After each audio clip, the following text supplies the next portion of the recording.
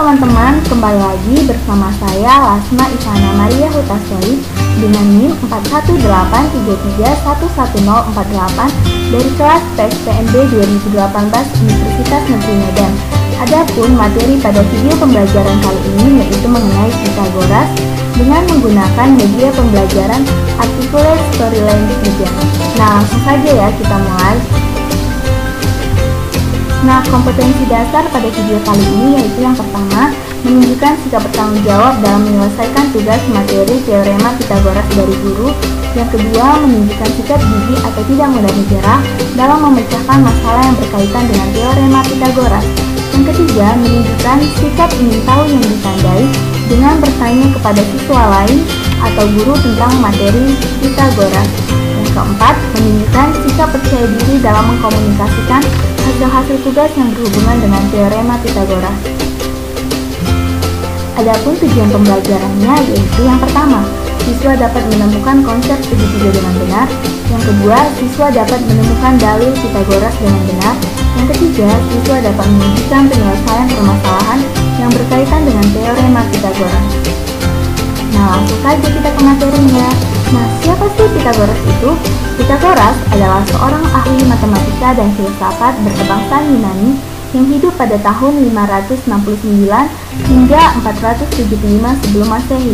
Nah, sebagai ahli matematika, ia mengungkapkan bahwa kuadrat sisi miring suatu segitiga siku-siku adalah sama dengan jumlah kuadrat panjang sisi-sisi yang lain. Nah, teorema Pythagoras adalah matematika dasar yang mempunyai perluasan serta manfaat yang sangat banyak.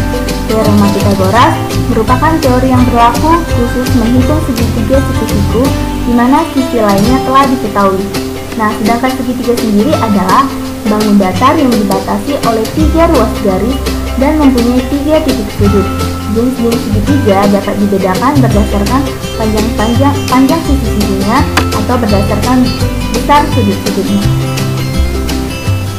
Nah, adapun jenis-jenis segitiga yaitu yang pertama, jenis-jenis segitiga berdasarkan panjang sisinya, yaitu segitiga sama kaki atau segitiga yang dua sisinya sama panjang. Yang kedua, segitiga sama sisi, yaitu segitiga yang ketiga sisinya sama panjang. Yang C, segitiga sembarang atau segitiga yang panjang ketiga sisinya berbeda. Nah, jika sisinya tidak sama panjang, seperti yang kita bisa lihat di gambar, yaitu AB tidak sama dengan BC dan tidak sama dengan CA.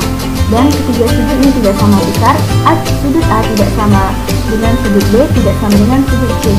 Nah, sehingga sudut A ditambah sudut B ditambah sudut C adalah 180 derajat. Untuk gambar lebih jelasnya boleh dilihat di tampilan berikut ini. Nah, yang kedua, jenis-jenis segitiga berdasarkan besar sudutnya, yaitu yang pertama, segitiga siku-siku atau segitiga yang salah satu sudutnya 90 derajat. Lalu yang kedua, segitiga lancip atau segitiga yang besar tiap-tiap sudutnya kurang dari 90 derajat. Yang ketiga, segitiga tumpul atau segitiga yang salah satu sudutnya lebih besar dari 90 derajat. Nah, langsung saja kita ke contoh yang pertama, yaitu menentukan panjang diagonal persegi. Nah, kita boleh memperhatikan gambar di samping. Garis AC merupakan garis diagonal persegi. Apabila panjang sisi-sisi persegi tersebut diketahui, maka panjang diagonalnya bisa kita hitung dengan menggunakan dalil Pythagoras seperti berikut, yaitu AC kuadrat sama dengan AD kuadrat ditambah BC kuadrat. AC kuadrat sama dengan AD kuadrat ditambah CD kuadrat. Nah, untuk lebih jelasnya lagi mengenai pembelajaran hari ini, maka kita akan melihat contoh soal yang pertama. Diketahui sebuah persegi ABCD mempunyai panjang 8 cm dan lebar 6 cm. Tentukanlah panjang diagonal dari persegi tersebut. Kita lanjut ke penyelesaiannya. Nah, yang diketahui panjang yaitu 8 cm, lebar sama dengan 6 cm. Yang ditanya adalah diagonalnya. Nah, seperti yang kita ketahui berdasarkan dalil Pythagoras, maka D kuadrat sama dengan P kuadrat ditambah L kuadrat. Nah, kita masukkan angkanya di sini, 8 kuadrat tambah 6 kuadrat, sehingga 64 ditambah 36 adalah 100. Nah, akar dari 100 yaitu adalah 10, sehingga panjang diagonal persegi pada soal yang tertera adalah 10 cm. kedua, suatu balok memiliki panjang, lebar, dan tinggi berturut-turut yaitu 12 cm, 9 cm, dan 8 cm. Tentukanlah panjang salah satu diagonal ruangnya.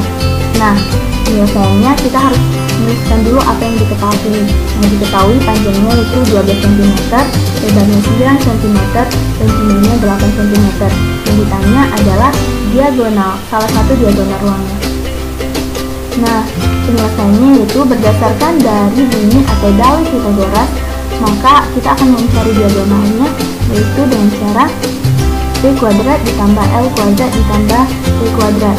Nah, langsung kita masukkan saja angkanya yaitu 12 kuadrat, mohon maaf di sini ada kesalahan, ini 9 kuadrat ditambah 8 kuadrat sehingga 144 ditambah 81 ditambah 64 yaitu 289.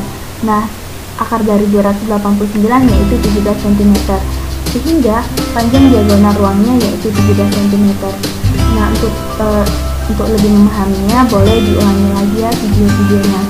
Nah, untuk semakin mengetahui apakah kita sudah paham mengenai materi ini atau tidak, maka di sini ada dua kuis, yaitu yang pertama, sebuah tiang bendera akan diisi kawat penyangga agar tidak roboh seperti gambar di bawah ini.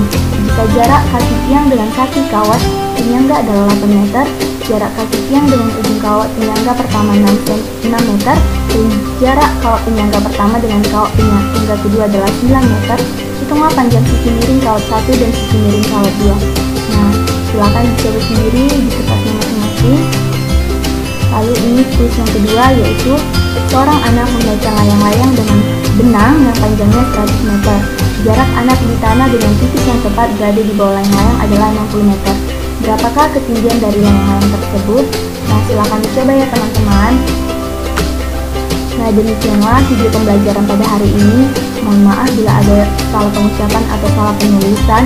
Semoga video ini bermanfaat.